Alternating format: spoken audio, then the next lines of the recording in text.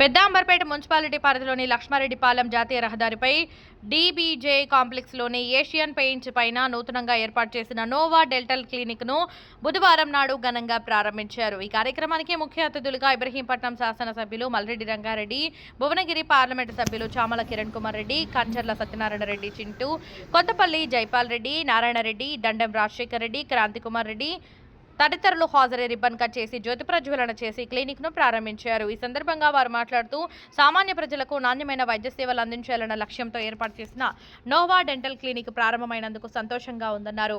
పెద్ద ఆసుపత్రులకు వెళ్లలేని నిరుపేదలు, మధ్యతరగతి ప్రజలకు తక్కువ ఖర్చుతో ఆధునిక పరికరాలతో కూడిన దంత వైద్య సేవలు అందుబాటు ఫీజుతో చేయడం అభినందనీయమని తెలిపారు.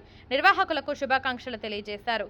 Clinic నిర్వాహకురాలు doctor why Sushmareddy MDS మాట్లాడుతూ ఈ క్లినిక్ లో జనరల్ డెంటిస్ట్తో పాటు పిల్లల డెంటల్ చికిత్సలు, paediatrics, nitrous, oxide sedation వంటి అత్యాధునిక చికిత్సలు లభించనున్నాయని తెలిపారు.